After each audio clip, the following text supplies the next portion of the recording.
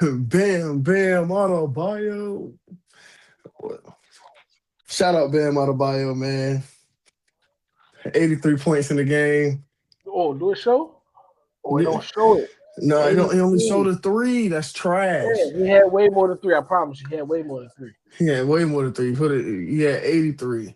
But shout out to Bam Adebayo etching his name in the record books, surpassing Kobe's 81 games and 81 points in the game. Mark, 43 free throws. that's a lot of free throws. Do better, Washington. Do better. They trying. Don't seem like it. But hey, forget them. The focal point is like you said, Bam Adebayo in the history book, second greatest scoring performance ever. Hey, it only take one night. We don't got to do this every night. You got to take one night to be special. So It's crazy that he did that. That's crazy. it's crazy that he did that. You could tell me for years, pick somebody that's going to beat Kobe's record. Bam Adebayo would never come up. You can give me 100 tries. Bam would never come up. So I'm really sitting here trying to think of a name. I would think, like I told it, if off camera, if somebody was to do it, I would have thought of James Harden in that prime area where he was dropping 50 every other night. I Yeah, thought he would probably do it, but because I it's can his see. free throw It's volume. like I can see like Steph doing it if he actually wanted to do he wanted to score that. But I don't. I don't think Steph get fouled enough. Like if you're gonna beat that, you have to have an uber amount of free throws because that's where the clock stops, and that's where you can just add them up. But then you had years where Clay was touching it, and Dame had a close shot. Devin Booker had one, but 83, man. I say Luca. You understand what? Like I think people don't really understand what eight. That's 17 away from 100. Now I know they say Wilt. They say Wilt did it. Okay, 83 points is 17 away from 100. There are teams out here that are averaging 110, 115 points a game, and one man put up 83. Like you said, you gotta. You talking about a lot of most NBA games end up 123 to 112. That man just put up 83 of them points by himself. Now I saw he had 31 in the first quarter, and but we've seen guys explode for a quarter and then they kind of die down. But when it was brought to my attention that he kept it going, gosh, um, yeah, shout out Bam Adebayo. He had one of those out of body performances that will forever be memorialized and remembered The in the ice history bath book. about to hit different after once he leave. No, we a family show. I was about to say something different. We're a family show. Yeah. Asia Wilson, shout out Asia Wilson. Welcome to Point Blank Period, Point Blank Period, Point blank period. Point blank period. Point Blank Period. No pressure. Can't have a baseball conversation without bringing up Otani. He's a great pitcher and a power hitter. Yo, this man's top five. I'm still taking today's NFL. I'm going with the 90s. None of them are better than Brady. This is your argument? No, what I'm saying is, who's MVP? Do they not matter no more? Like, everything you said before that point is irrelevant. Not how the NFL works, baby. We drafted your replacement already. So Whoa. I don't got to talk to no peon. Why not just come back and prove? This time he's really going off. Fireworks. Because we can't argue facts. What I told you when you got involved with this. This Grown is man business. Grown man business. Welcome to Point Blank Period Podcast, the best sports podcast, Point Blank Period. This is episode 47, The Resistance. So with that being said, we're going to get to our player of the week, Eastern Conference and Western Conference. I think we all know who the Eastern Conference is, but I'm going to start with the Western Conference first, and I'm going to start with you. Mr. KD, it's on you. Western Conference, the man that is making the claim for the best player in the league. He's clipping at Jokic's feet, and it's not Shea. Victor Wembanyama. My gosh, what he's able to do on both sides of the floor, night in and night out. 7-4 anomaly. it's kind of what Jaylen Brown mentioned recently. He said the best two-way player in the game is me. He said why? Because Wemby is not a human. We don't. You can't judge me against non-humans. But Wemby for that week he averaged 26, 10.5. Listen to this: 4.8 blocks a game. That's 5. We round that up in math. That's 5 blocks a game out of 4 Smack. games. Smack. Not only that, I averaged 1.5 steals too. Oh, so So I'm just a defensive problem. I'm As well as I'm putting up stealing 26. possessions. Stealing Wemby- possessions, giving you efficient buckets. Wemby has never been seen before, and probably never will be seen again. And he's just starting to climb to the climax of his career. But we'll be along for the ride, and we'll be commentating and shedding our opinions on it the whole way through. But Wemby's just phenomenal, man. And they were 4-0, like I said, for that week. So yeah, Wemby in the West. And you said and for the East, they actually had Tyler Hero. Now, That was a shocker. That was a shocker. But I feel like just off of kind of a morale thing, I feel like it's kind of like a player of the week. Jason Tatum for his return and what he was able to accomplish in his return. Almost posting a triple-double. That's crazy. That's an I can't. honorable selection right there. I like that honorable select. That was real honorable of you to praise the man in his journey. I get that. I like it. But yeah, Eastern Conference Player of the Week was Tyler Hero, Jason Tatum. Eastern Conference Player of the Week now. Bam Adebayo. You dropped 83 points. Yeah, y'all say Bam Adebayo. You take it already for the week. I don't even care. You could have dropped 0 in every other game. Yeah, I was going right there. That's what I'm about to say. That's why I said I think we all know who got it from the East. Before the podcast, somebody. After the podcast, Bam Adebayo. So with that being said, his teammate. Right. Tyler Hero stole it from his teammate. He deserved.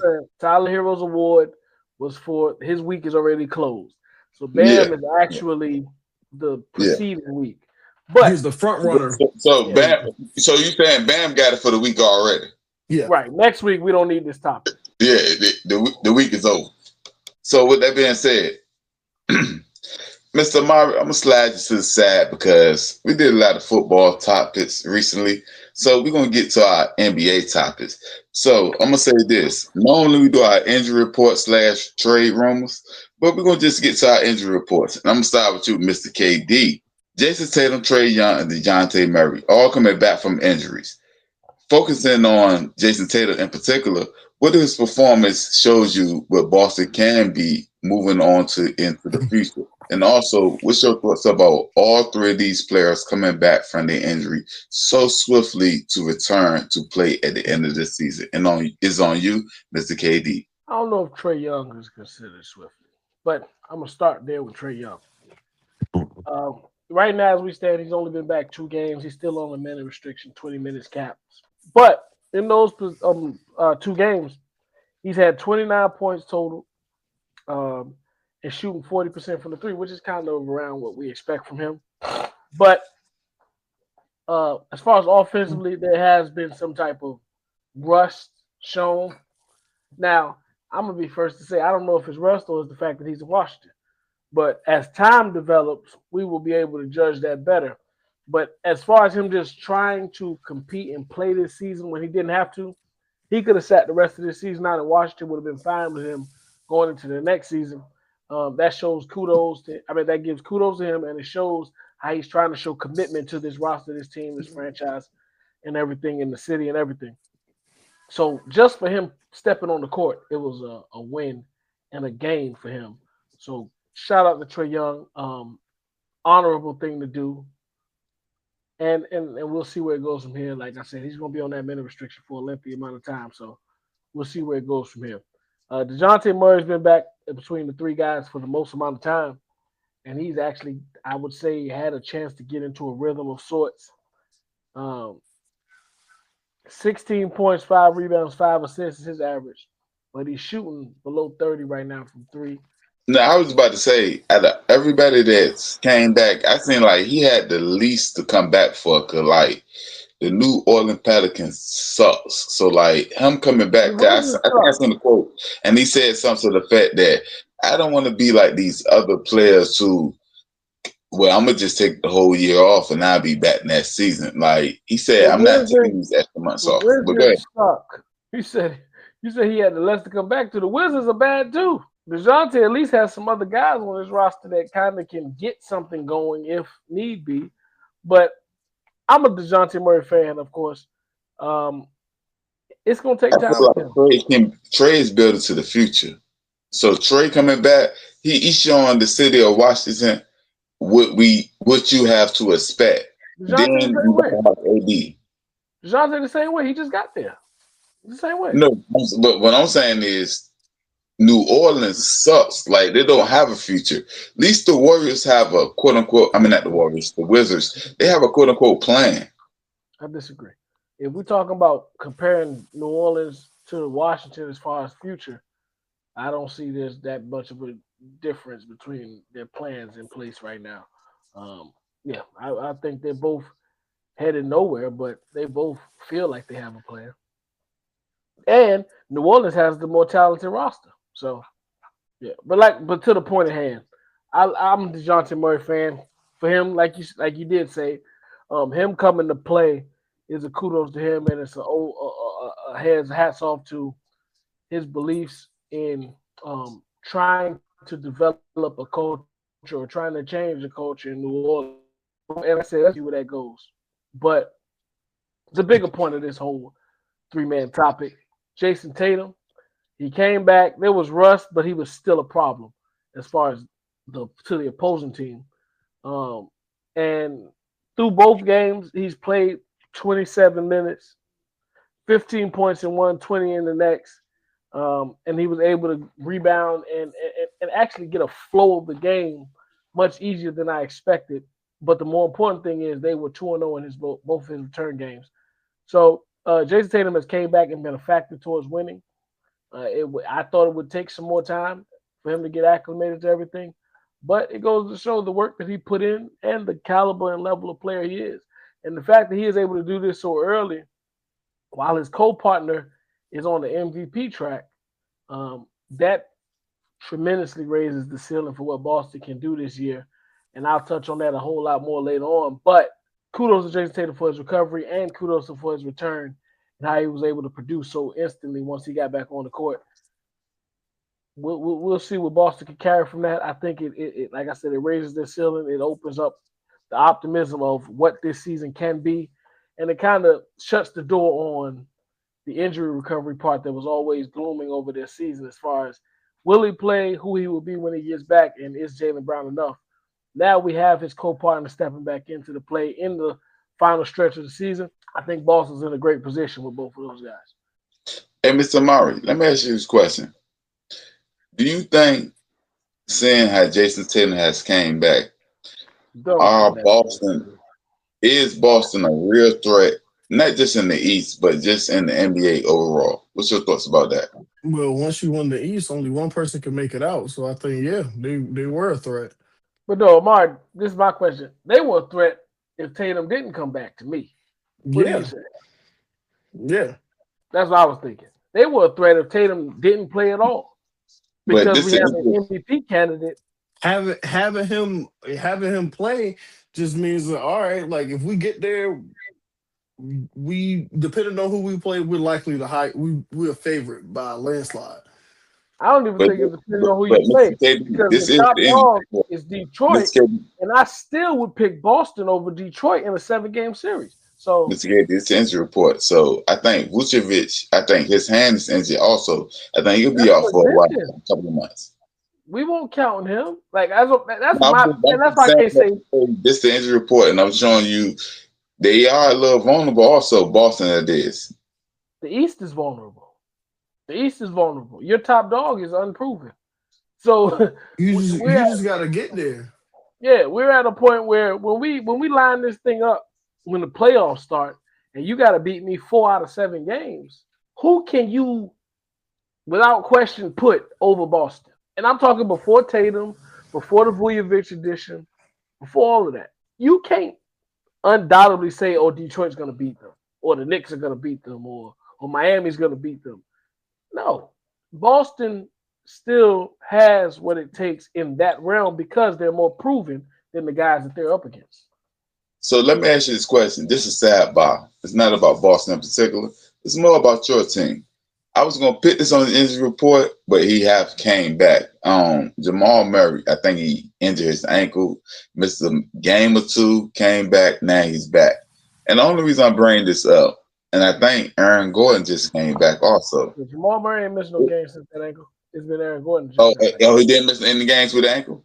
So, excuse me. The bigger point I'm saying is, are these injuries starting to pile up for the Nuggets? Do you think this really going to slow y'all up? Or do you think that you over the injury hump and y'all really at the point where y'all about to start revving up to get to where y'all need to be at? We're not over the injury hump. No, not by the injury hump. It ain't about revving up. It's been hitting us all season. We were missing Jamal in the early season. We were missing AG in the early season. We were missing Christian Brown in the early season. Then we started missing Aaron Gordon. Then we missed Peyton Watson. Then we missed Jonas Valanciunas. Then we missed Jokic. Like, the injury bug been hitting us all season.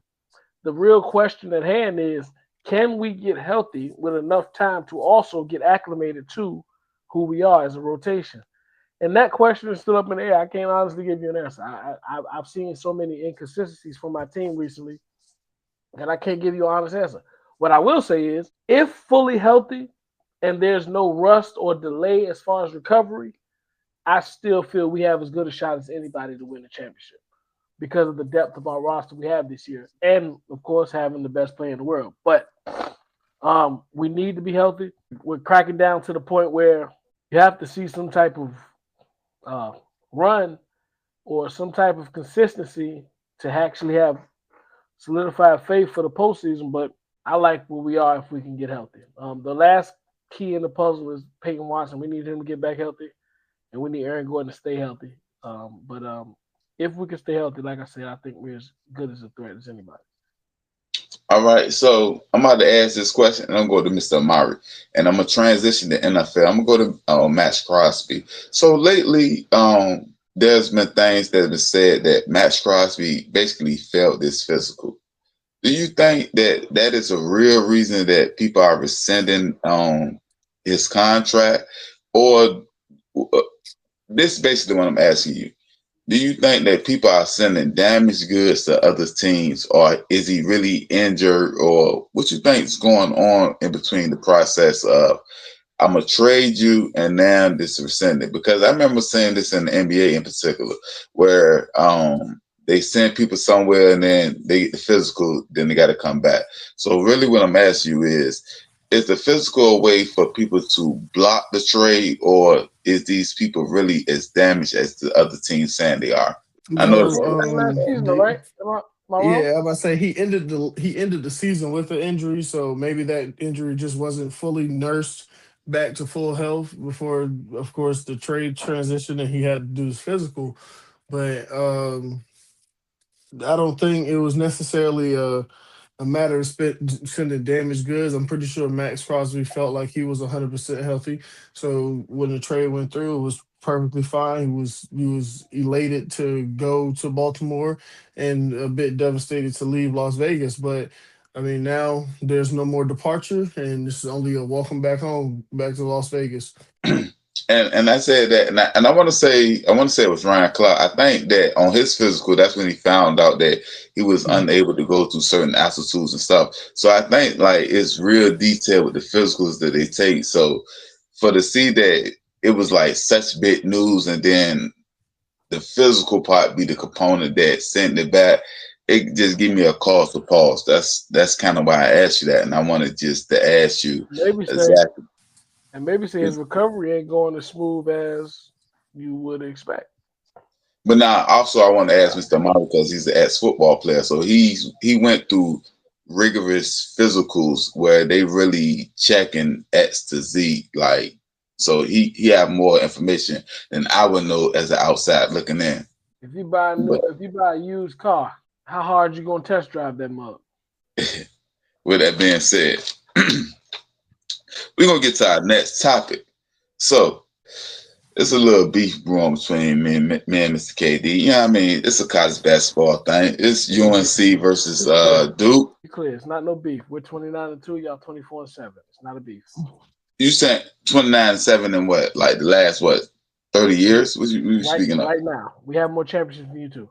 We're Oh, you saying 29-2, you're 24-7 right now. There's no beef. we beat y'all this year? We beat y'all this year. And we whooped y'all this Y'all year. got y'all rematch, and y'all won. So like we equal right now. We the same. Cause in order to see who is better, we play each other. We played y'all once. We played y'all twice. Once we won, once y'all won. So that makes us equal. So y'all know better than us. But with that being said, I'll say even. Don't say equal. Don't say equal. Equal. Even. Same thing. 1 + 1 is equal. 1 + 1 is even 2. You can play logistics with it, but with that being said, what's your thoughts about the game that just happened where the Duke somehow beat Carolina? It's on you, Mr. KD. I'll put the disclaimer out there to start. Y'all were missing your best player. Then I'll go into what actually happened. You were dominated from beginning to end. Cam Boozer was too much for your team. We beat y'all on the glass. We beat y'all in turnovers, which is usually the first two things you look at on the box score to determine how did that game turn out.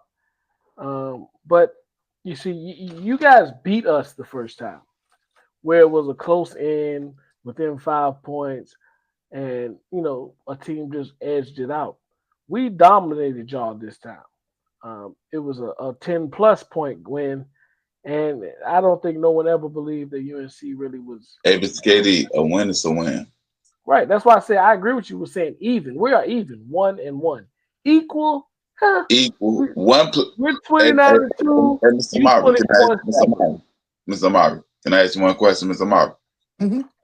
Is 4 quarters equal to $1 bill? Yeah. Thank you, sir. Go ahead, Mr. KD. What does that got to do with anything? I don't know what you. I'm like now. One is one. You say we're equal. So if you say two teams are even, that means we're gauging it on 2 performances, just 2 performances. But when you say the teams are equal, we're gauging it on the season.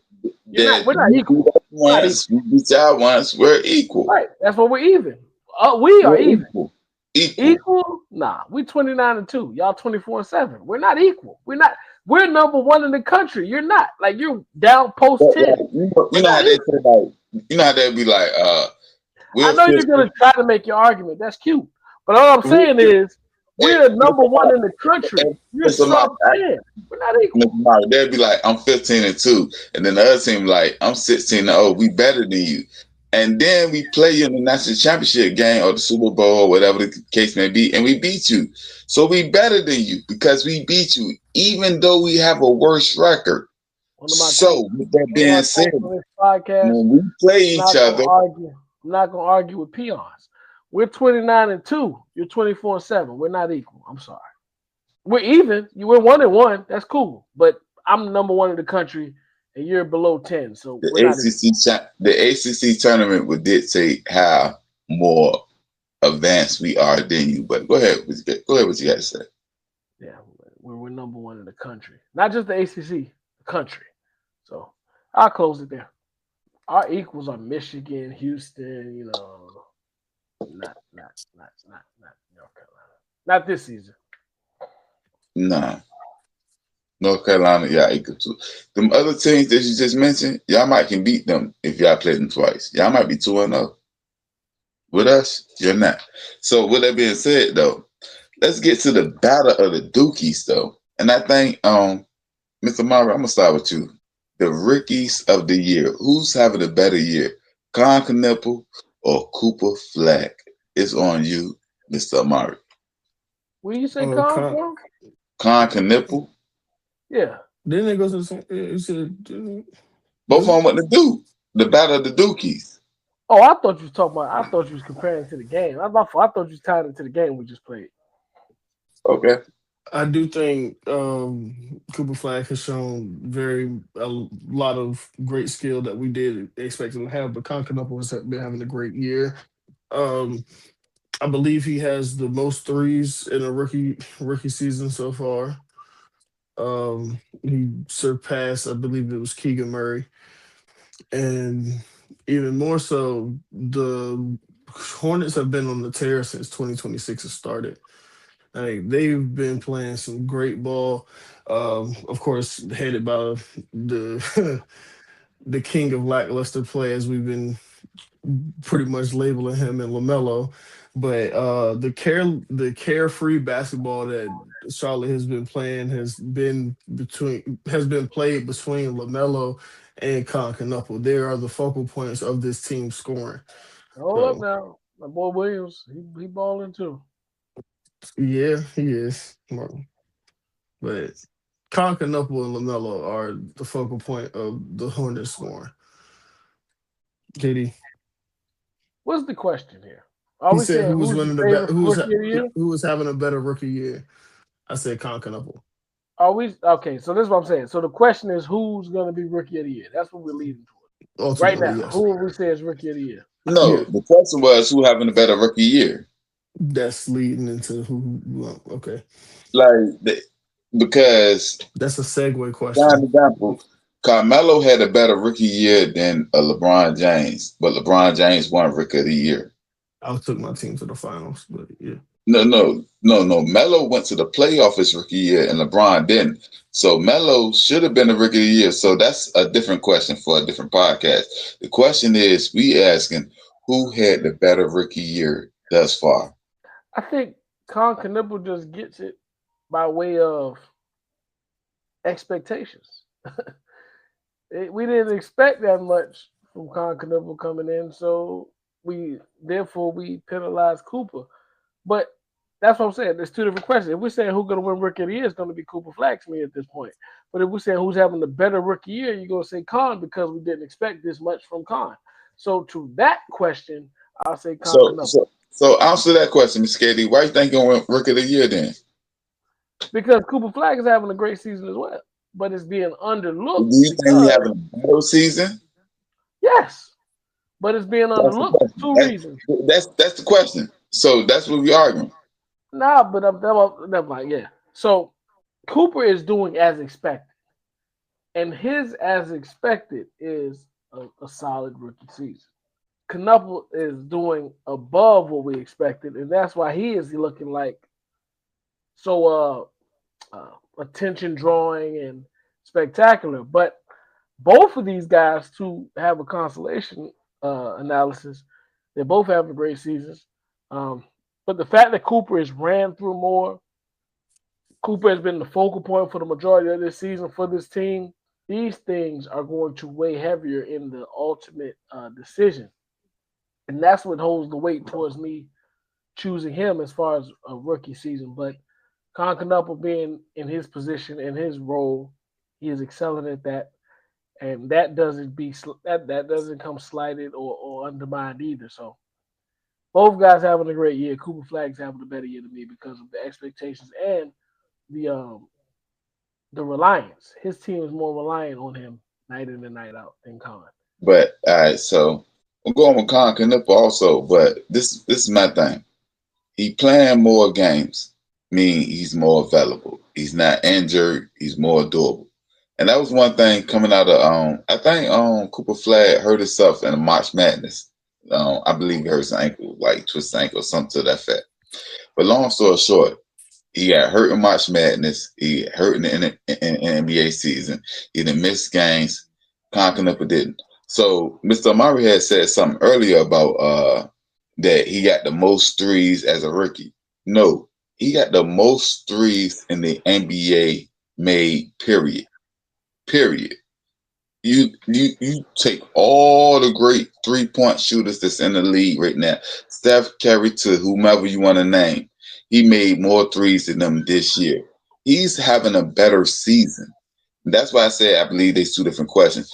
If you Yeah, ask me the question, do I think Cooper Flag will win the MVP? I think he will because he's more popular. But my thing is this: you said that expectations. I'm saying who's doing better. One person is scoring just as many points as you, maybe a point or two. I think it's 19 points to 20 points. So it's 1 point different. I make more threes. I make more threes per game. I'm in the top 5. I think he's top 5 Okay, threes. but then no, you can't do that because that's one-sided. If you give him credit for shooting more threes, then we have to break into Cooper Flag. How much is he rebounding over Khan? How much he is assisting over Khan? Like that's what is the culture of.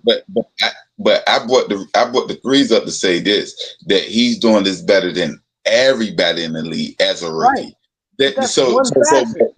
But it would be different if you was Wembanyama and you got more blocks than everybody as a rookie. Now looking at the best shooter of the rookie. Talking point, but you can't bring up I got 7 rebounds and you got 5 rebounds. Okay, you rebound a little more than me. The question was never the best rookie. The question was never the best rookie shooter. The question was never the best shooter. No. My shooting is a direct reflection of high score points and how we rebounding and playmaking is a direct reflection of me. So what are we talking about? But y'all not winning. That's not what you said. You said you're shooting. You didn't say you're winning. Which one is it? I brought that up I just said as a direct reflection of how I'm scoring and how we are winning. My winning is dictated on me because I am the direct one. I am the best player available for my team. You are the third or fourth best player on your team. But also, let's think about this. Let's bring this back a little bit. Rewind. Before Con Knipple, we seen LaMelo Ball, Brandon Miller, and was there at the beginning of the season where they sucked. No. I said before. I'm talking about before that. We've seen a litany of top draft picks go to Charlotte and do nothing. Score point. He's actually not only, and that's why I brought up his shooting. I ain't bring up his shooting just to say that he's a great shooter. I brought up his shooting to say that this attributes to LaMelo was rookie of the year, wasn't he? Yep. And they did what? Are we talking about? Hold on. He was rookie of the year, and the team did what? That doesn't. When the last time a rookie of the year was based on winning? Like, let's be real. You said what? And that's that award has never been direct correlated to winning. And Mr. KD, and that's why I brought up the Carmelo Anthony versus LeBron James thing. And that was 2003. No, I brought that up to say that I can understand how a person can win the rookie of the year and don't win as much as the other person. 2003. We are in 26 now. What are you bringing up? I brought that up to agree with you. I'm agreeing with you on that point. Saying that Khan is having a better season, I disagree. But no. I'm agreeing with you that I believe that Cooper Flag will win rookie of the year. That's my agreement. But I believe that Connor Flag is, I said Connor Flag. Con Knipple is having a better year. He scored just as many points. He's winning more games. You can't, this is not an award that is directly intact to winning. Like, you keep trying to use that narrative. You're not hunting out the rookie of the year. We saying who having a better year. Right. We're not saying whose team having a better year. What rookie is having the better year? Him. He's more available. He's more doable. He got more threes than anybody in the NBA. Top 5 and what threes. Does he bring to his team outside of shooting? Go ahead. What does he bring to his team outside of shooting? But this is the thing, Mr. KD. This is a 3-point lead right now that we're in. So he fits in perfectly with today's NBA. Cooper is not a 3-point shooter heavy. So you can't do that, man. When we talk about this award, this award is not high, that's not how it's accrued. That's not how it is awarded. But you keep saying this award. You keep talking about the rookie of the year. I'm talking about better season. No, you said who's having what rookie is having the better rookie season towards rookie of the year, right? No, you ain't got. I said it don't. We're not talking about the rookie of the year. That's why I brought the Carmelo Anthony thing up. That I believe that Cooper Flag will win rookie of the year. I don't think he having a better season though. So I why think do you that's think he'll win Rookie of the Year? the same reason that LeBron won rookie of the year, but Melo took his team to the playoffs. No, but that's what I'm trying. That's the point I'm making. This award is not based on winning. Like LeBron's stats were better than LaMelo's that. Were better than Carmelo's that year. That's why he won. It wasn't. They What? both they wasn't. They both averaged the same amount of points And rebounds and assists. That's what I'm trying to tell you. What else do you do? No. Melo had more rebounds. LeBron had more assists, and his team was winning. And the rebounds was only disparate by one. They were only disparate by one. So it was So like I'm right there with rebounds, and we're here with assists. I'm gonna get the nod. as I'm taking my team to win, though. We don't care about winning for Rookie of the Year. But my point is that not a better season, though? Is LaMelo? I mean, not LaMelo. Is Carmelo taking the team to win? It's no matter. So if you was Carmelo versus LeBron rookie season, do you think, as you being the player, which season you think was better? The person who took their team to the playoffs, or the person who didn't get to the playoffs and won like 15, 22 games? As a competitor, naturally, I'm with you. You're going to think about the winning and the ability to compete for a championship. But when you break reality down, when you're getting drafted top 4, you're going to a trash team. They don't expect you to just flip this franchise and we go to the playoffs and compete for a championship. That's the gauge that we're gauging them on when we talk about Rookie of the Year and rookie seasons. LeBron did exceedingly of what was expected of him with that roster. Carmelo did exceedingly of him as far as winning, although that was expected. So that's why when you go back to that season, I've seen that consistently to be like, that's the standard and that's the status. That's why you got to go back 23 years to try to make your point. We don't gauge that Rookie of the Year or that rookie season off of how much has your team won. That's just not how it's been. I'm not using that as the only litmus test. I'm saying if our stats are comparable and I win.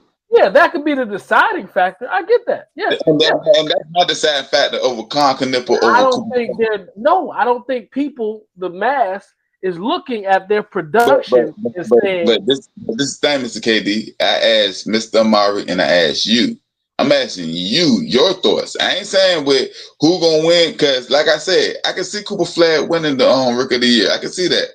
I'm saying your thoughts based off what you seen. Who's having the better season? I said Cooper. I said that multiple times. It's Cooper because Cooper is asked and required to do more, and he is doing more. Con is not asked to do that much. He's doing what is required of him. Con, let me ask you this question: where does Con-Connipple rank on Charlotte's roster? And we all know Charlotte Hornets roster is probably. Hold on. I ain't say he's a better player. I ain't say he's a better player. No, I'm not arguing that. I'm saying my question I was about to ask you is: on Charlotte's roster, where does he stand in the pecking order? He's 3. On Dallas' roster this season, with availability and everything, where does he stand? He's number 1. I get you. That's why he's the better player. That's why he's the better player. But I'm having a better season. So, Mr. Amari, let me ask you this question, Mr. Amari. You is the only person that played college sports here amongst us. If I'm a quarterback that goes to Navy, and because we run, I want to say Navy, because we run that triple option, and I have a whole bunch of rushing yards, and I win, and we go 14-0, and because you're Tom Brady and you play in Michigan and you win 9 games. Yes, you're a better player than me, but who is having a better season? Can't use football because of basketball. We play both sides. I just use that as an analogy. It doesn't work because Cooper. Because then you're making my point. Because Cooper on the other side of the floor is way better than Con too. My overall point is it's production plus winning. That was my point. No. Production It's plus, and not production. only that, in a place like Charlotte, and this coming from me, so maybe my bias is kicking in because two places you don't want to be is DC, Charlotte, and DC. So if you doing this in Charlotte, I might grade you on the curve. I might Shooting? You grade shooting you on the around? curve, baby. I might grade you on the curve. I might grade you on the curve. What is it? Like, man, never mind. Let's go to the next topic because at I'm this not point, grading it's on the getting like curve. I'm arguing against Con Canupa. He's having a great season, but yeah, let's go. Amar, what would you go ahead? My fault, Amar. What you got to say about this? Go ahead. You gonna settle this, and then we get to the next topic. I already said Con. I don't really know. I picked my side on it. Y'all been going at it. I was just gonna let y'all go. You said Con. Yeah. I understand it, but my thing, yeah, go ahead. Let's go to the next topic. There's a bird, there's a plane. Nah, that's just a landing spot for these quarterbacks. With that being said, we're gonna talk about these top landing spots. Oh, that was terrible. We're gonna talk about these top. That was terrible. I'm over here spots for these quarterbacks. We got Gino, Roger, Kyler Murray, and Kirk Cousins. Take Gino off, put Anthony Richardson up there. Yeah, You said Gino. Why we taking Gino off, Mr. Murray? Gino already got traded to the Jets. Okay, breaking news. So, therefore, I'm gonna start with you, Mr. Amari. Go ahead, let me get these landing spots for these quarterbacks in particular. Kyler Murray, I got going to Minnesota. I have Kirk Cousins going to Las Vegas. Man, you stealing my stuff, man. I'm about. You stealing my stuff now. I got Aaron Rodgers, if anything, coming to Pitt. Who? I'm missing the quarterback. Who? You said AR. You said AR take Gino. Oh, Anthony Richardson. I got him taking the backup job in Buffalo. Backup QB. That'd be a good fit for him. No, I ain't had no rebuttal for Gino. I was just solidified with Gino. His spot's already solidified, so cross him out. But the other three, we right on par. I thought the Cousins to the Raiders one. I didn't expect you to be in line with me on that one. But that looks like the viable. They said they wanted a vet. They want a vet. Yeah. I mean, as much as Pittsburgh has shown interest, I feel like we'll put our eggs in the Aaron Rodgers basket again before we do Kirk Cousins business. Cousins is y'all backup option. Yeah, so I see Kirk Cousins landing in Las Vegas. What about AR as a backup option? I wouldn't be mad at that because of the youth that he has, but he needs some development.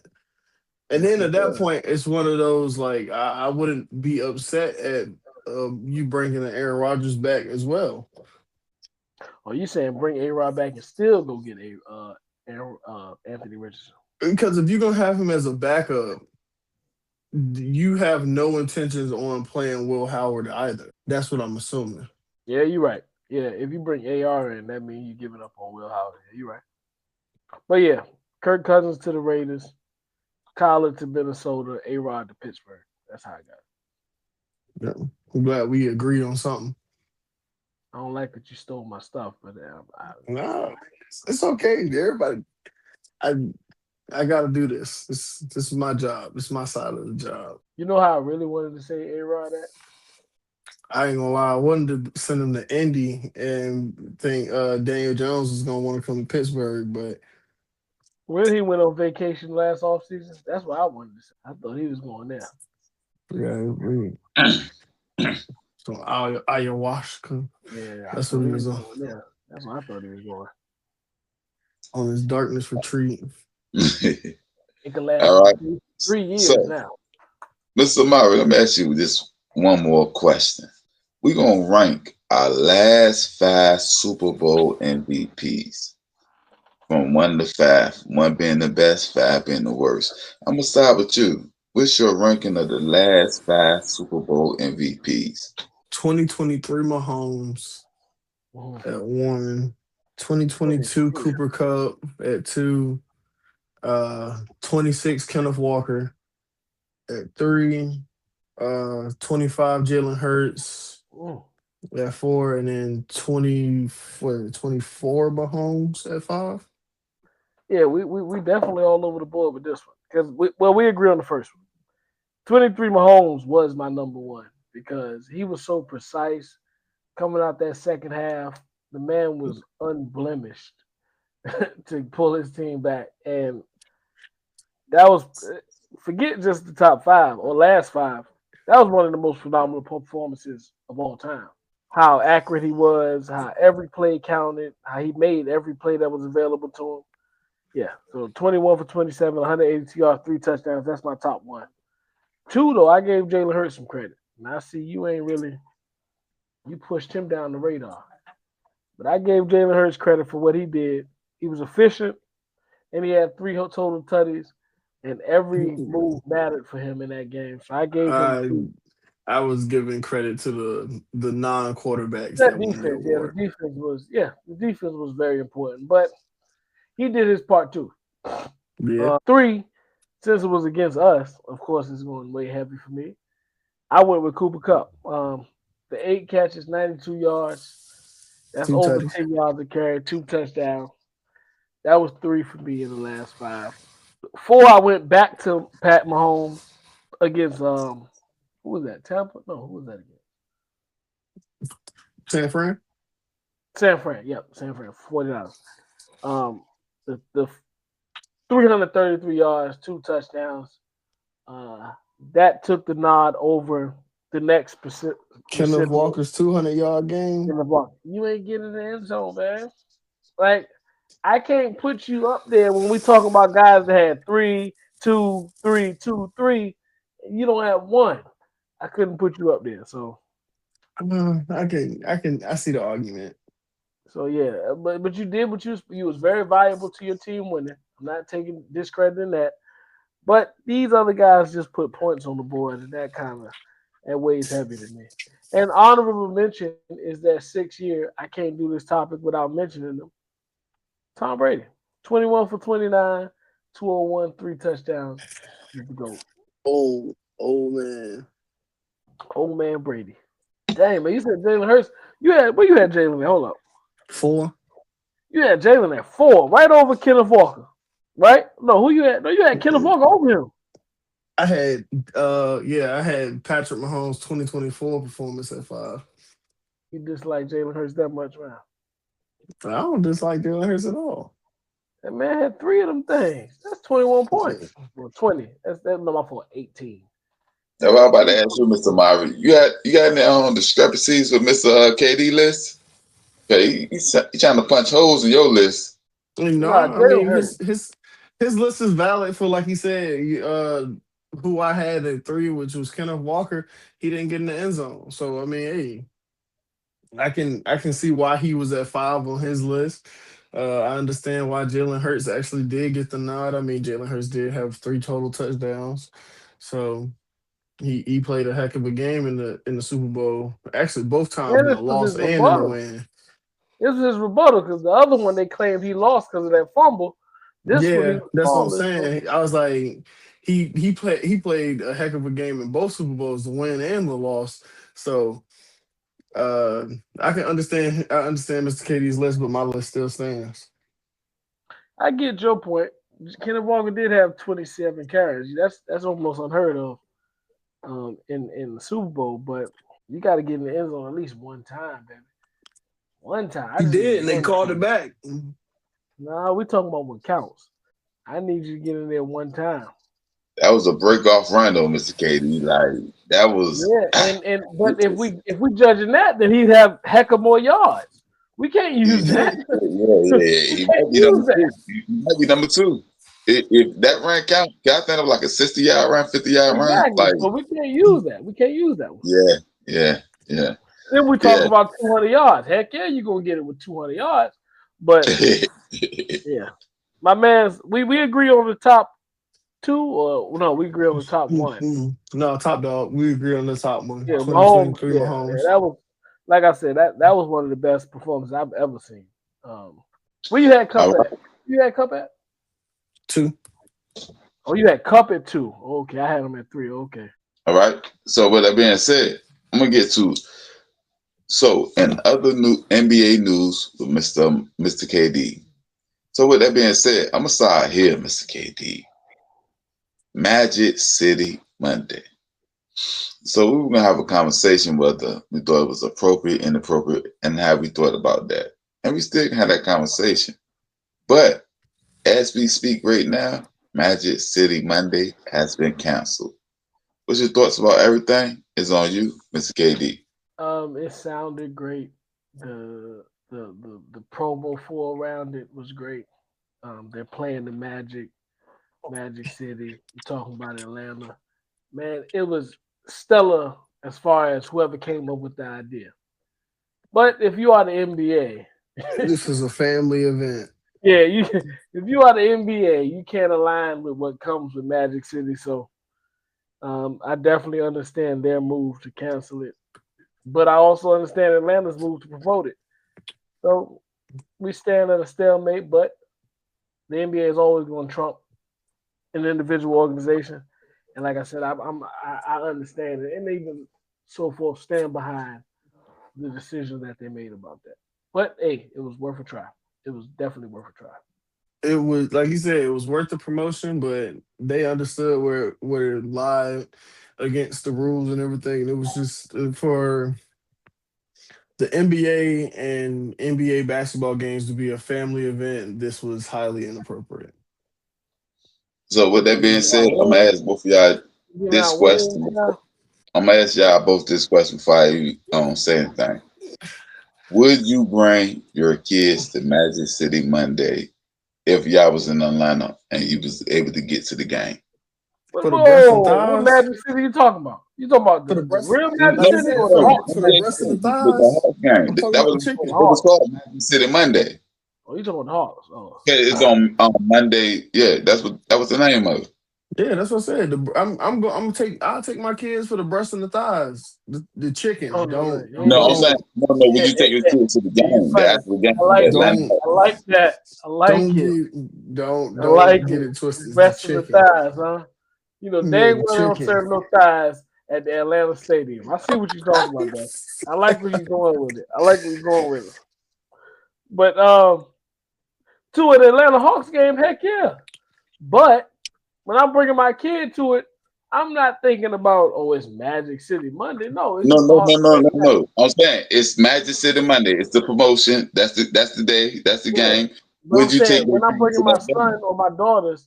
I'm not looking at it, I'm taking y'all to Magic City Monday. No, I'm just taking you to the Hawks versus the Magic. You're an overly freaked out dude. If that's I'm just taking you to the Hawks versus the Magic.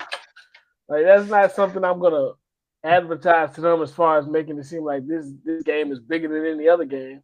But I like the promotion they put behind it. So yeah, but it's not. So with that being said, I'm kind of with you right there with the promotion and all that. I think they said sold tickets out in 4 minutes. It sounds like but with all that, but I wouldn't take my kids to Magic City Monday.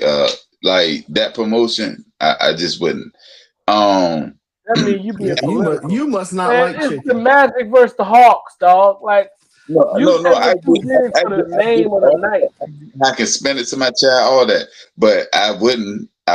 No, I wouldn't. It is what it is. It's just the Magic versus the Hawks. He don't like chicken and basketball. That's what I heard. Like breast. That's what it is. He don't like breast. Nah, but like for instance, if we was in Atlanta and they had that Magic City Monday game and us three game, that would be a non-issue. It would be a non-issue. But would I take my children? No. But also, this is my point. So I know you keep trying to go to the next one, but if I take them to the Tuesday game versus the Magic, what is the difference from me taking them to the Monday game versus the Magic? That's all I'm wondering. What's going to be different? You acting like they're going to have strippers out there. They're not going to have no strippers out there. But when they get 88 points, you don't get no wings. So Mr. KD, anything that happens on Magic City Monday that your child see that you got to explain afterwards, it's all on you. You knew what you walked on. No strippers on the court, man. But this goes to the hypocrisy, and this is what I'm about to get at too. So as the NBA, I would not attach myself to that, and that's why I think definitely they understand that. took it away. That. Yeah, and that's why I think they took it away. But with that That's being definitely said, why. when we go see the Lakers girls, when we go see the Cowboys, name a team, name your favorite team, and you see their cheerleaders, they shaking their little pom poms. You fill in the blank. Strippers and cheerleaders are two different things, man. We got to get off the topic. No. I'm saying that if you went to Magic City Monday, it wasn't going to be popping in the handstand. It was going to be something that it was going to be choreographed. That's the best way I can say it. Now you're going too far. We don't know this. Like now you're being hypothetical. We don't know this for sure. So but that's another reason but we don't know. That's another reason why I went to my kids, because I don't know. I'm glad this is likely going to get cut. I don't even think that. I think it was just going.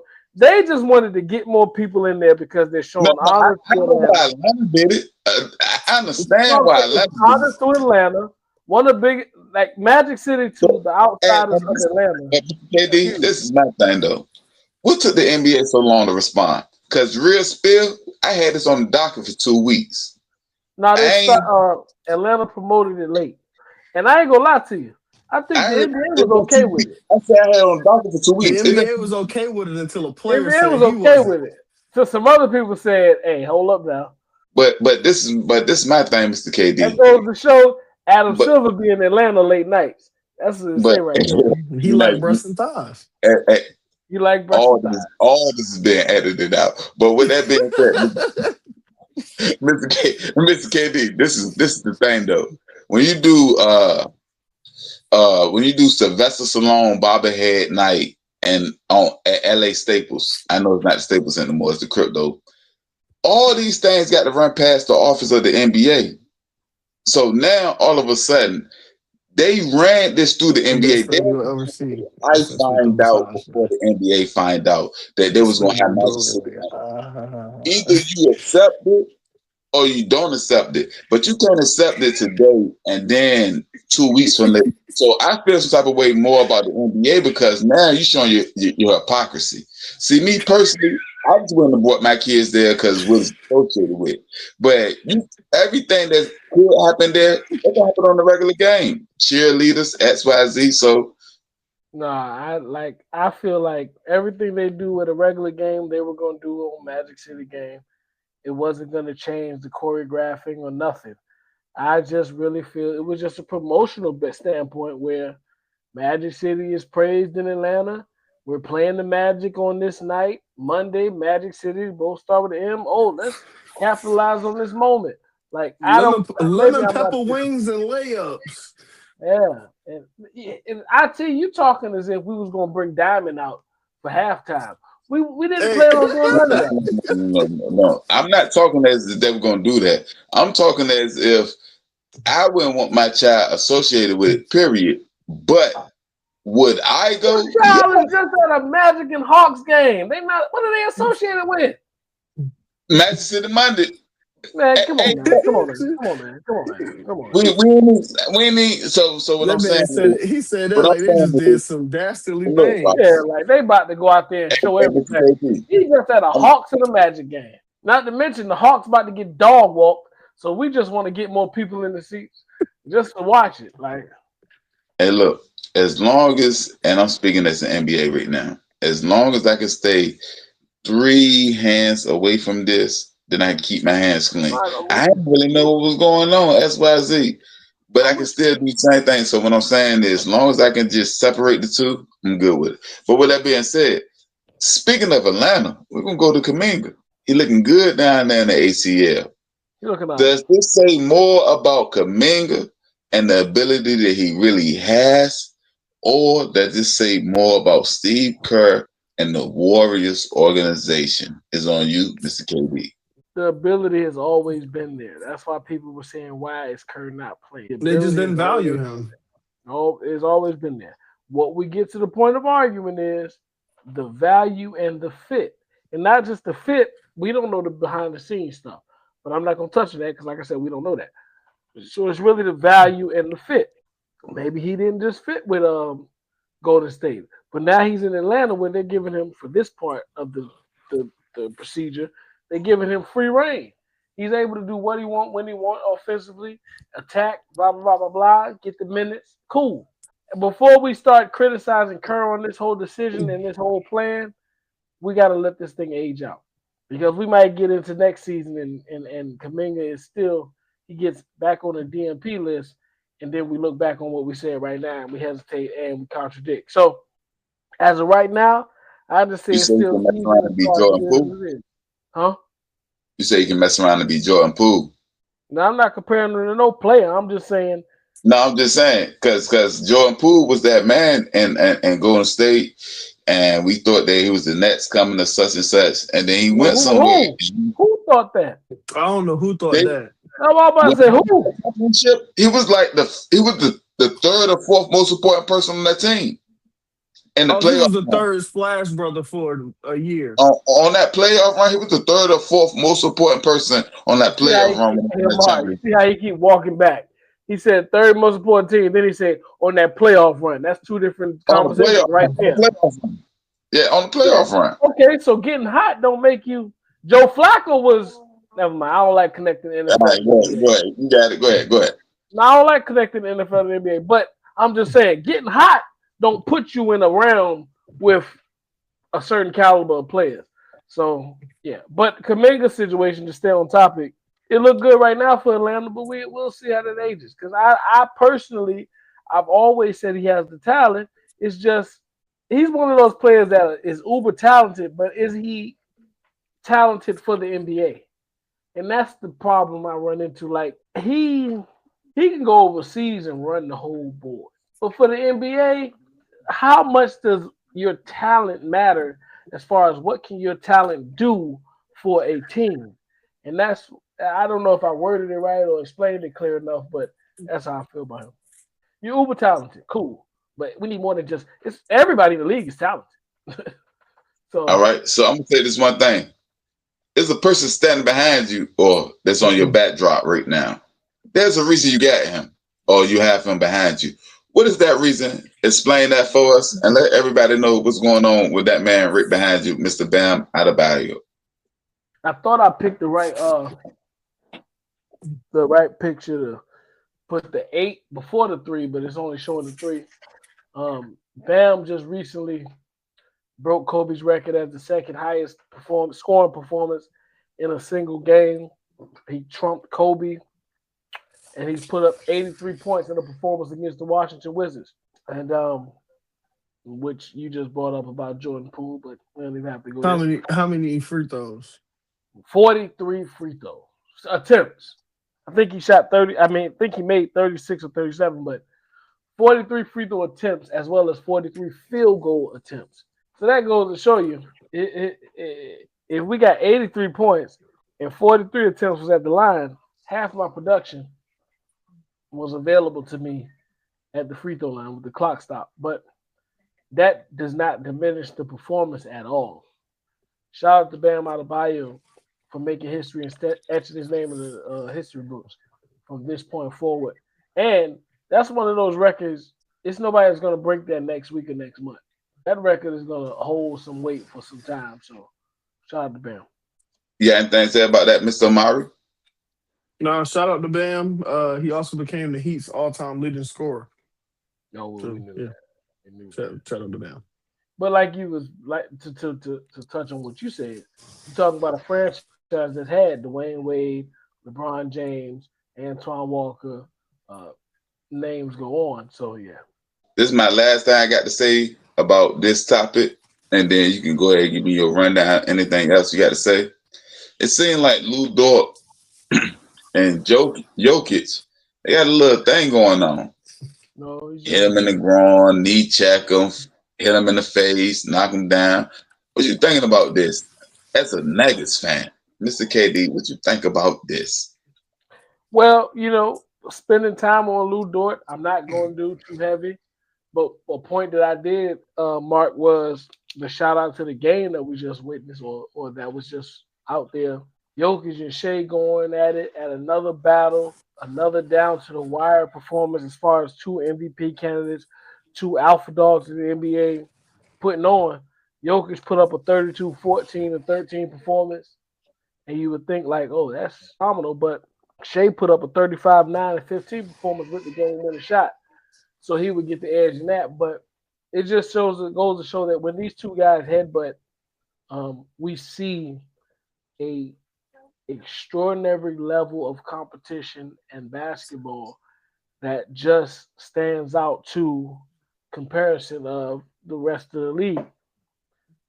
Shea got the better of this one, of course, and then the last one as well with the overtime win, they got that one. But if you want to touch on Dort is on that line of why don't we look at him as we look at a Draymond Green as far as is he a dirty player? The question comes up. He's constantly in these type of situations, so we need to answer the question, or at least open the door for the question of is he a dirty player? But I have highlights for the NBA that we can dwell on opposed to the lowlights. The rumor out there is Golden State pursued Kawhi and Giannis up until the trade deadline.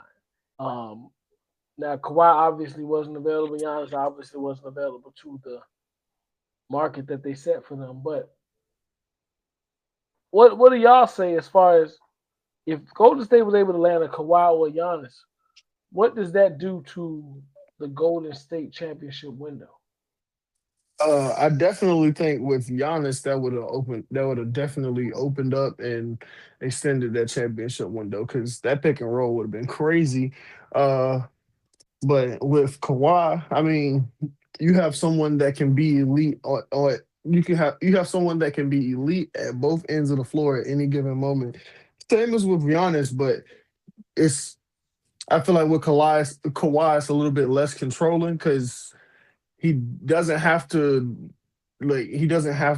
truly play off of somebody else. He can ISO and get his own buckets.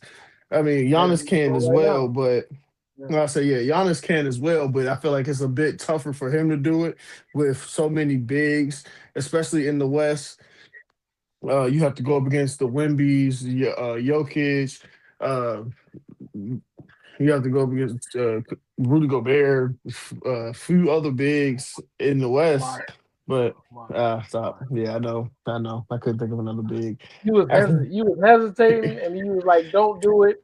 You still did. Yeah, because it was like I'm sitting here thinking of bigs. It's like I'm like Maxi Kleber, Rudy Gobert, DeAndre Ayton. You could. You know what? Didn't even. He slipped my mind. I'll be honest with you. Giannis don't have to worry about no bigs in the West outside of. I'll even go to say that. But for what he can do, he don't got to worry about Jokic either. Giannis out West, if he's playing at 4, we looking at him as that 4 big man position. He ain't got to worry about nobody.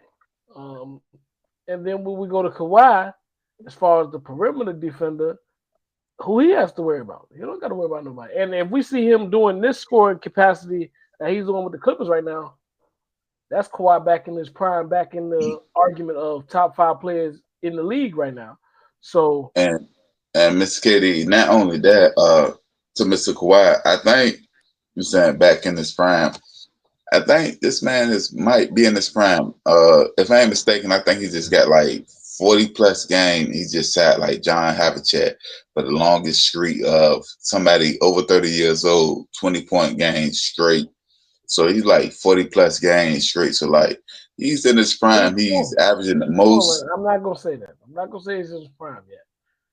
He averaging the most he ever averaged. With shooting his second most shots ever. So he's not taking the most shots. He's taking the second most shots, but averaging the most. And truth be told, right now he might be a top 5 MVP contender. I agree. The only thing holding him back is his team sucks. Yeah. No, I agree with that. So with that being said, so then I go. My next one would be to gauge the opinion. It's looking like lineup or next spot is Cleveland. You go back home. I thought about that when they made that James Harden move. I was like, okay, what's next? And then I thought about LeBron. But hitching your tail on the LeBron train mid this season, how y'all think that could work out for Cleveland? What was the I question? don't I don't Like know Cleveland. if long term they'll be able to sustain the core of Donovan Mitchell, LeBron, and James Harden. I don't think if this is their chance, if they feel like this is their chance to get a championship, like I said, bring in some proven stars. I mean, LeBron can still give you high quality play, but it's not the same as it once was. So I mean, he can be a very efficient facilitator. I mean, he can pass the rock, and I mean, I know Donovan Mitchell ultimately plays point, but LeBron is a point forward, and I feel like as of right now, this is what he excels best at, is the playmaking aspect of the game. So I mean, you do that and you let Donovan Mitchell and James Harden be the primary scorers. I mean, I feel like it could work, but I don't think it'll necessarily get you a championship. Aside from the fact that LeBron is still a defensive presence even at his old age. I think Hey, it could get you a championship opportunity Yeah, because but you're I in the don't think East. it's gonna. I don't think it's gonna warrant a championship. I don't think I'm you're with you gonna on get that what you because you want. still eventually you still have to either get to the finals or you have to beat a Western Conference team. So I'm on that, but it could get you in the finals. Yeah, It can like get I you said, in the finals. It can if get you you in there. allow LeBron to facilitate and Harden and Donovan Mitchell just I'm focus on the I'm a and, flip scoring. it and for Mr. you. KD, I'm a I flip mean, it for you. Oh, you I want James think Harden to do the? Harden. I think Harden has to facilitate. Mitchell and has to score. LeBron has to be that utility guy. so I think Uh, we right there. Then we all might be speaking the same language. If LeBron is willing to go to Cleveland and understand, I'm gonna get 15, 5, and 5 every night, and that's my role. This is what I I don't do. know about that. I don't know about no 15,000. Yeah, nah, 15, 5, and 5. That gives him enough to play that high post. He can get enough assists, enough rebounds, get his points. But to the point what you just set up, the same scenario you just set up. Harden gonna be the facilitator. Mitchell gonna be the scorer, and LeBron gonna be the utility. What is Draymond's stats? He's a triple single. We always dog him about that. To be the utility LeBron is means to be a not. LeBron LeBron is is a not lot more Draymond. than the triple no, single no, guy. no. That's why I gave him 15, 5, and 5. That's way more. If Draymond averaged 15, 5, and 5, he would be proud of himself. But my point is that to be the ultimate Swiss Army knife. That's basically what I'm saying. To understand, Well, I'm that's what with you. you got to I'm do. to be clear. I'm with you on what you're trying to say. I just feel like your LeBron hate is kind of So, so, matriculating. so, what you think he going? So, Mr. KD, what do you think he would average if he was on that team? 19, LeBron Like, was still touched. He would still try to touch 20. and he might get 20, but I'm gonna go 19 just to say age hit you. 19, 19, 6.5 I and said 5. 19, 7, and 5. I can see Yeah, that. yeah, see, yeah. and that's the type of ego that he can't win with. Like, no, you are Karl Malone with the Lakers right now, LeBron. Yeah, I disagree. I disagree. I'm talking about when you go to Cleveland next year. No, I'm with you. I understand what you're trying to say. That's just your LeBron hate creeping in. But I No, disagree. that's no hate, no hate, no hate. No, I'm LeBron saying can to hit be threes. the most efficient. To be the Malone most couldn't hit efficient, and they threes. still got two big bigs. Karl Malone couldn't. Who they got? I'm talking about Cleveland. They still got two big bigs. Evan Mobley and They got Jared two Evan Allen. bigs. Mobley is versatile. He's a big, but yeah. No. I was speaking about Cleveland as today. I'm saying if LeBron go there, they still have two big bigs Right. outside. But what I'm trying to say is Evan Mobley. The crazy thing is Evan Mobley will be more valuable or viable to step out and hit that shot than LeBron. He might be if they got a trade for him. He might be the one that's on the trading block if they got a trade for him. But Wouldn't be if a trade. the Wouldn't be a agency, trade. That boy about to be a free agent. nah, if he a free agent, then yeah. So like I said, yeah, they got the two bids. Yeah, go back home. What I'm saying is he at the point where even if I be nice and say 15 to 18, and I'm saying 15 not to be mean to say that he can only score 15 points a game. Some games he gonna get 30, and some games he gonna get 7 or I get 9 you. or You said 12. his average will equal 15. I get that. Yeah. I think his average will equal more 19. I'm closer to LeBron 17. actually has I'm he has close a to better 17. chance of getting But I 20 ain't gonna points fight with you about it. than scoring under 10. You said I'm what? looking at James Harden dropping I down. I'm saying I said LeBron has a better chance at scoring 20 points than scoring under 10. nah. I ain't never said under 10. I said 15. I wouldn't even dare to spell it You like said that. he can go. You said he can go from 30 to 7. I said No, no, that he'll never I'm score 7. saying Just 7? with other Must have scores. got hurt. If he scored Just 7, he must have got hurt. Yeah, no, I'm saying he scores. he left the game. Is a chance if he goes to Cleveland with all that firepower they already have, Who is and all he that? All If we're that gonna go too firepower. long, who is all that firepower? If we and want to be Cleveland real, it's Donovan Mitchell. Like James and Harden ain't James Harden like that no more. James Harden and a big man. And they big Either man is one of them crazy. are firepower. That's what Who I'm is saying. Yeah, And they firepower? big man but is you crazy. gotta One include of them is a LeBron. See, this defensive is the presence, thing. and When the I other say one is LeBron actually a scoring Swiss Army knife. this is the point. When I said LeBron scoring 8 points, the problem I LeBron think taking the is that points out of LeBron them got boys. 8 and he got 10 assists also. That's what I should have. Jared Allen about to average 2 points, 10 No, rebounds, and no, 3 but I'm saying that blocks. I should have said LeBron got 10 assists also. I'm talking about boom, boom. He hit bop. So if he do that, James Harden only got 3 assists, and he probably only got about And James Harden may got 3 assists 18. and he may got 22, and then Spider May got 30. That's what I'm Spider saying. is the firepower. I'm with you on that part. But I'm Spider saying, is but the see how I firepower. gave you that whole gumbo though. I gave you everybody, but I'm saying LeBron and that point. What I'm saying is that's why I said I know 15. where the disagreement is.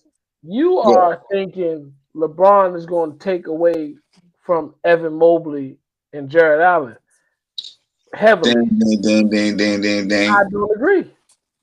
I don't agree. I think he gonna feed them. Actually, Evan Mobley is going to game. That's Jared why Allen, we scoring only so need you many to points. rebound anyway. That's why I got him not scoring so many points and being able to still have 5 to 6 assists per game because he has those big that if matter of fact, not even if I know LeBron, he's smart enough to know that this can be large city Midwest. But with that being said, we're gonna get started. You got anything else left for this NBA news, Mr. KD, before I get to the next topic? No, the last thing was Mario. What he touched on is Maxi's injured, but that's gonna hurt Philly. you gotta rely on VJ Edgecombe and Joel Embiid. You can't rely on that second name. So, Mr. Amara, I'm coming to you. I want you to rank the last 5 NBA champions. It's on you. Being the top, 5 being the worst. It's on you, Mr. Amara. Quick question to clarify. We talking about I mean, we just was talking about the Super Bowl MVPs, so I figured we would be talking about the Finals MVPs too. Oh no! Oh no, my bad. No, I was talking about the champions. I was talking about the teams. I'm sorry. Okay, well, I got the 2025 Thunder, the Thunder, Nuggets, Celtics, the Warriors, then the Bucks. okay. So me, I So the had. Nuggets, Nuggets. I ain't gonna lie to you. When I thought about it, I was like, I can't go Nuggets. Then when I dove into it, I said, hold on, I might be able to sneak them in there because we won the finals 4-1. I was like, I might be able to sneak them in there, but no.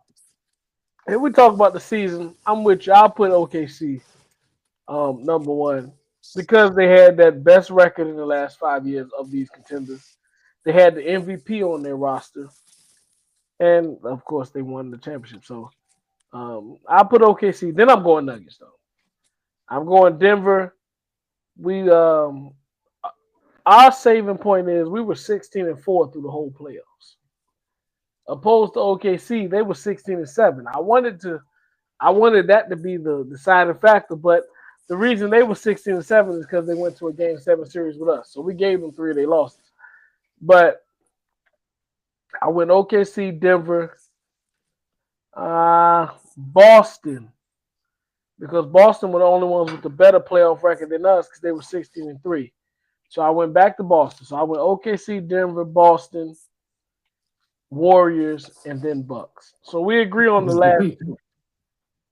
We had agree the on same last. list. Nah, you had Oh no, you had us over Boston. Yeah, we had the same list. Oh yeah, we good then. We good then. We right aligned. We right aligned. I thought Boston might trump us in the mass judgment. Let me ask you a question. Why y'all got the Bucks at the bottom? They had the worst regular season record. They had the worst. Well, they were tied. They were tied for the worst playoff record with OKC, but we both got them as number one. So obviously that's worse. They beat Phoenix when Phoenix had got hurt. So, and they never really responded. Like all these other teams, maybe I could argue Golden State, but all these other teams, for the most part, won the championship and still were a contender the following season. So Bucks didn't really make that adjustment. So yeah, the Bucks are easily the 5. Yeah, I think the bigger argument will be why would we have this question, Mr. KD. With that being said, is it the Bucks or Doc Rivers? Because you always be hating on Doc Rivers when it comes to the Bucks. So if they got there and then they just fell off, was it him or just the team was poorly constructed? I can't blame that on Doc because if I'm right, I said he ain't been there that long. Yeah, I'm about to say Doc didn't get there till that following season midway, I believe. If not the next. No, that's my point of you blaming Doc for the Bucks' failure currently. I'm saying that maybe they just. I said that in another pod. I said the team is not constructed right either. But I was just throwing a subliminal shot at Doc because Doc has played with some of the greatest players to ever play and got one ring. You say you got what, Mr. KD? One ring. Not only just one ring, I would even give you credit for finals appearances at this point. Like, you ain't even got to win it. I give you credit for finals appearances, but you only got, Nah, they got like Boston had like two finals appearances with Boston, I believe. Right. And since then, since you've been with that same crew of guys, how many final appearances you got? Hey, Rondo won a whole nother ring since then too. Because we're talking about his group of players, and I don't want to segue to that, but hey, he's played with Chris Paul, Kawhi Leonard, Paul George, who am I talking about two of the three players from that nucleus on that 08 Celtics team won a ring afterwards. Yeah. So you play with some, and I'm missing some right now. I know I am, but Dame. He's Dame. He's played with some of the greats of the greats. So, or he's coached some of the greats of the greats. But we're focusing on the team. So, all right. And so both of y'all, what was the team y'all had? Both of y'all had number one. OKC. The Thunder. So what makes the Thunder the best thing? So, and I want to ask you, I'm gonna ask you, Mr. Amari, first. The Thunder over the Nuggets. Why are they the better team than the Nuggets in particular? As Mr. KD already stated, they had the better regular season record. They had the MVP on their team as well. As Shea, we're talking about season in this question. They had a lot more accolades for the regular season and going into the playoffs. How they played, aside from their 2 Game 7 series, one with Indiana and the other with Denver, they were dominant the whole year and in the playoffs. And like Amari said, when you break it down, I told you they were 16-7 in their playoff run. 3 of them was in the finals. 3 of them was against us. So that means there's only one more loss in those other 2 rounds. So that means they were dominant. So, and then also, We were the 1 seed with the 53 wins. They were the 1 seed with 68 wins. It's just certain numbers that you can't deny. All right. So with that being said, we're gonna move on to our versus the set. fun part. And I'm gonna start with you, Mr. KD, because you got to set this up a little bit because this is your question, and me and Mr. Do I get Amari. the first pick? No, I ain't even gonna lie to you, Mr. Amari. You getting the first pick because Whoa. no. I'm gonna give you the first pick because you gonna moderate this a little bit as we do our. I'm gonna get the last pick as usual, but I was about to say, hold on, not to cut you off, but that changed everything. So we're doing 3 teams. Oh, if I ain't in the draft, then just let me you know. good. I just down the corner. So we got 3 teams? You always talk about IT talking. Now you want them to. No, I don't want them to talk. I want them to get on camera. That's what I always argue about. I don't never argue about them talking. So, with that being said, the clarification is, what's your qualification of a big man wrestler? I was going to ask y'all. So, this is going to justify everything I need to know. Go ahead. Wow. What? No, he just left open in the book. Like, we don't. No, listen. This name I say, this will let me know everything I need to know, and hopefully we all on the same board. Is Brock Lesnar a big man? Yeah. All right. So now we're going from a size point of view and a wrestling format as far as how they were in the ring. Because for me personally, Brock Lesnar wasn't a big man. But if we are in line with him being a big man, then that means we're talking about style of wrestling. So that means Hogan is a big man? Hogan is a bum.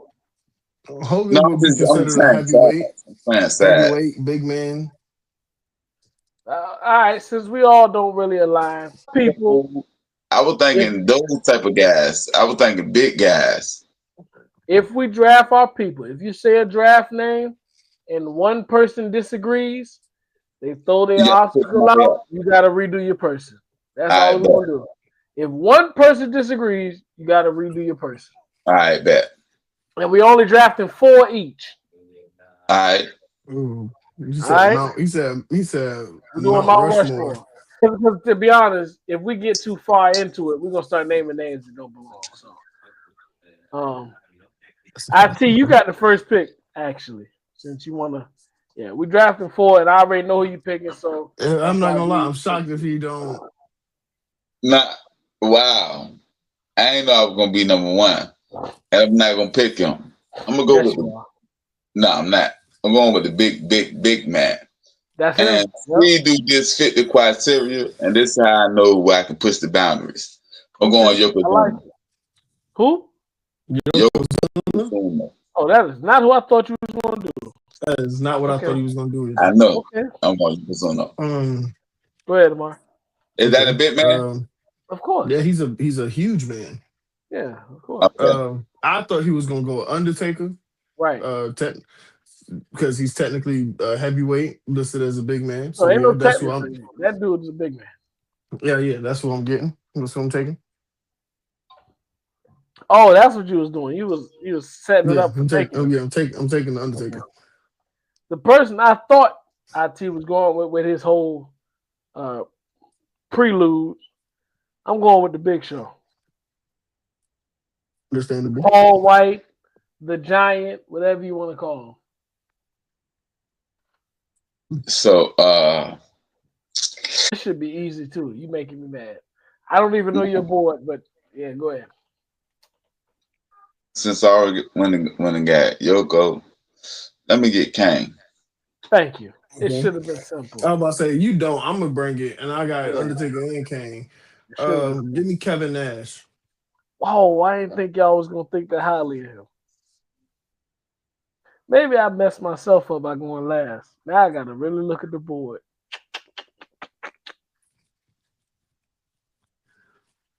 I'm going there because this man was ahead of his time. And he was more athletic than all the big men when he was wrestling. Big Daddy V. Nah, I'm going Big Van Vader. The somersault. My man was jumping off the top rope. Then Right. So You over gave him one. I wish you would have stayed quiet, but you gave him one. nah. Man, Amari, you got a good team so far, man. I ain't liking this. Kind of got the same guy. You got the WCW version of the same Yeah, guy. I would have said Diesel if I really wanted it. Wow, I'm stuck because I'm trying to think. Oh, we need a shot clock. All Oh right. yeah, Okay. give him 10 seconds.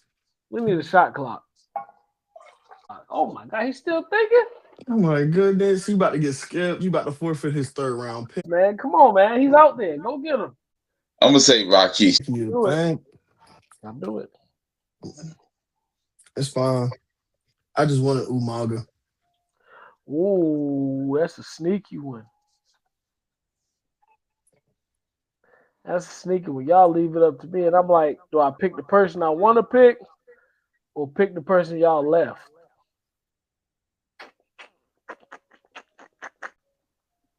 Go ahead. Big Show, Vader. I got to go with him. When we talk about monumental, Andre the Giant. That's hey, love him. Love the statue. Man wrestler. My last pick, Mark Henry. That's Hell a yeah. big man. Yeah, definitely. I'm glad you took him because he was gonna get picked right here. He was But, definitely going to be picked if y'all left him. Yeah. Yeah, he was definitely gonna be my last one.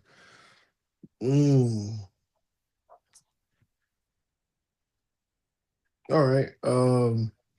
JBL. I might put my card for that one. I'm throwing my flag in. All right, you got to pick Ain't another one. a big man. He a heavyweight. another He's not a big man. Yeah, you got to pick another one. I Yeah, understand. yeah. I understand. Bam Bam Bigelow. That's a good one. That's a good one. Because my man was doing, he was way ahead of his time too. Yeah. Oh, it's on me. Yeah. I got 4 left. Did you write the list down as we were going, or you want me to? I did. Okay. Can I throw this out there as a tester? Is Dusty Rhodes a big man? No. Okay. He's fat, but he ain't a big man. So I'm gonna go down. I got 3 names. You saying Dusty the daddy? Yeah. Nah, yeah. He's fat. Nah, he ain't a big man. Nah, he ain't there yet. I got 3 names. Kali is one of them, but he's my last one. So I'm gonna go with the top 2 to see if y'all. No, I think both of them gotta qualify. It's just about who I'm gonna go with. I got Big Show, Vader, Andre, Giant.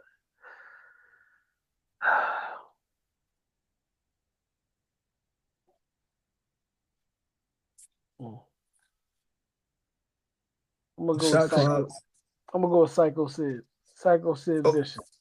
That's a big man, right? Great pull. That's Nah, a he's big man. right? 11. That's a great pull. That's a great pull. So, do you want me to let y'all know who my other guy was? Or we doing honorable mention? Go ahead. Big Boss Man. I might do a flag on that one. He's fat. He right there with Dusty Rhodes. Big Boss Man? He with Dusty Rhodes. He a fat dude. He ain't right. He was established as a big though. But he ain't Rikishi.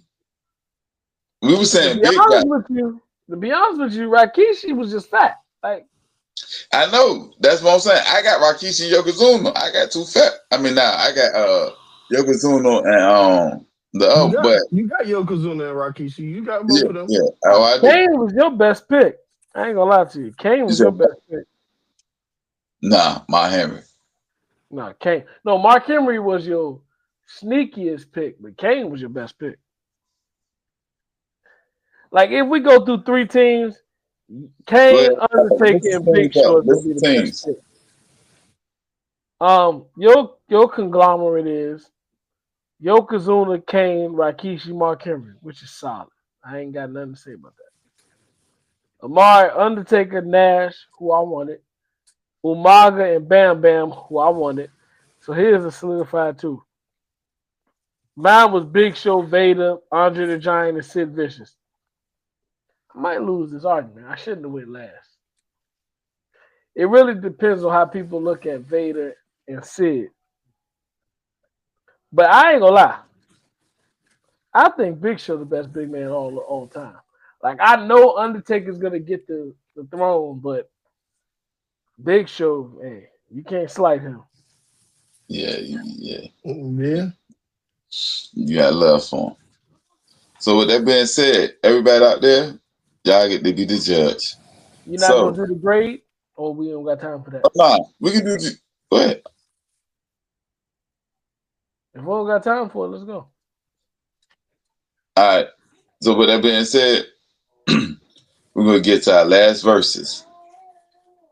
The greater future, Zion versus Ja.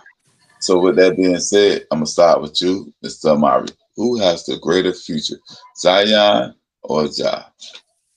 I feel like a change of location and a change of culture can redirect Ja's future versus I can't move Zion from New Orleans to Chicago and say that he's just gonna luckily get healthier.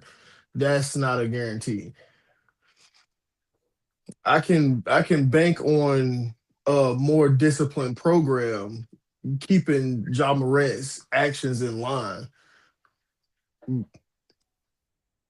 So yeah, I'm going with Ja. PD. I'm going with Ja. If we talk about the crazy thing is what was the deciding factor for me is who has had the most successful career to this point right now. Like both of these guys are gambles moving forward, but who has had the most the better career this far? Actually, and I'm glad that you brought that up. Actually, because I want to say I seen somewhere or I heard it. Zion has missed more games than he's played. Right. That's what I'm saying. If we talk about right now, Ja Morant is heads and away the favorite. So therefore, I have to side with Ja Morant. And even to go what you said is, I have trust and belief in Ja Morant getting to a second spot and being better. I don't have the same level of belief in Zion going to a second spot and excelling. So, yeah, Ja Morant, easy answer, easy question. He has a better career right now. He has the potential to have a better career in the long run. Yes. So I heard both of y'all, but I'm going with Zion. I think he has the better future. You don't even believe that. You're just trying to go against the grain right now. Nah, not really. Literally just trying to go against. He just told me the other day that he didn't believe that himself. No, don't believe this. Y'all heard it here. You're gonna make this topic go longer than that than need to be. Nah, the only thing was I had to get to the end of the season. Once I see him 2 feet down at the end of the season and get through the season healthy, it solidifies my point. But I think he got a better future. Because go ahead. Who has better capabilities? Zion. One got a jump shot, the other one. Everybody do my argument. Also, I think that even when Zion athleticism diminished, he still will have a better. I think he had a better set of skills. So like, Ja Morant, jump shot, mid range, 3-point, free throw, etc. He don't have that per se. Zion, he's a little bit better, but he's bigger, he's stronger, so he got more post moves, he got more interior. Whoa. All those things you named, that Zion, you were saying Ja Morant don't have. This ain't the question. The question was, does he have it over Zion? No, that's what I'm saying. No, he doesn't. I'm saying Zion's better in those things. So what I'm saying is Zion don't He's got better a better in jump shot 3-point than Ja. shooting. no. Oh no, he a better 3-point shooter. I don't even know if Zion even shoot threes. What was the So first three things you said? No, all three of those was I Ja. was saying mid range. I was saying free throw. I was saying that basically. I was saying, but he's a guard. One is a forward. There's a difference That's of the what they have narrative. to do. Right. So I'm saying, in his skill set, he doesn't have great attributes that can contribute when his athleticism diminishes. So if he don't get it together now, and All his about athleticism shooting. All diminishes, those three you said was shooting. That we ain't talking got about nothing to do future. with athleticism. No, I'm saying we talking future. Usually, when you count future, you lean on who's the better shooter. When He people get a better older, shooter because he's a wait, I guard. got a question. When people get older, do they stop dunking or do they stop shooting? No, but that's my point. That's why I brought up that the things that he would be able to do for 5 to 7 more years as somebody who can't jump over a piece of paper, i.e. Zebo. He'll be able to play like Zach Randolph for the next So what 7 is the years. narrative you're making with this? Are You're you saying agreeing or That he disagreeing got that's a with what I'm this? saying. I don't know where you're going with this. my narrative, he have a better future because Who? Zion, How? You going against them? because he can do things even if his athleticism wanes. What? You know what? No, let him post this. Because when the comments calling him stupid, then we can just say this is the What person can that's he giving us the do? questions. What can he do outside of his athleticism right now? Meaning he can play as a small 4 He's and undersized. I said a small 4. He's That can't undersized. shoot. But and that's why that's why I'm going Zach Randolph You're into right, the game. Amari. Let me let you finish. Go ahead. The point, what I'm saying is, he can bully people around and still got enough footwork and skill set around the paint to get you 15, 16 points. And he have a better future. Meaning, Ja, I don't know what he's going to do. He's consistently hurt. We don't know where he's going at. And then when he loses athleticism, but this is the thing. When he loses athleticism, his whole thing falls off. That's both of them. Once Zion loses athleticism, you're right, Amari. My fault. Go ahead. All I'm saying we're just is, trying to get to the wing come to play. Athleticism, he still would be able to play 2 to 5 minutes longer than when Ja loses athleticism. But not only that, I believe that he's a better player also. So one, I think, is a better player, Zion. Then I think if he loses athleticism, Zion, his whole thing is injuries. So that's why I said, who's had the better future? Who had a better pass? Ja. I feel like you can't say he got a better future when, and this is gonna be funny because I feel like this should segue into the end. Zion ain't come to play. How can you got a better future and you always hurt? I don't appreciate that. So with that being said, we're gonna get to our last topic. We'll get to our sticky note segment, which is our pre-Final Four of the NBA Finals. So basically, we're gonna go 2 from the East, 2 from the West. So who you think will be in the Eastern Conference Finals? Who you gonna think will be in the Western Conference Finals? This is our sticky note segment of the night. It's on you, Mr. KD. Out west, I got Denver and OKC. Out east, I got Boston for sure.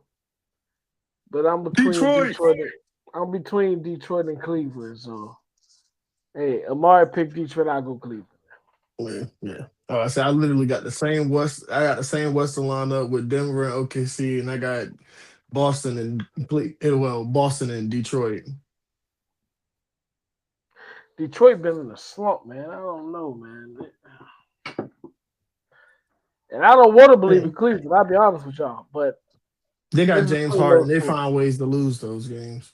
I think more so they got the rest of the guys that really help them. So it's between Detroit and Cleveland, but Mari picked Detroit. I'm gonna go with Cleveland. Boston, Cleveland, Denver, OKC, Final Four. I'm going Boston,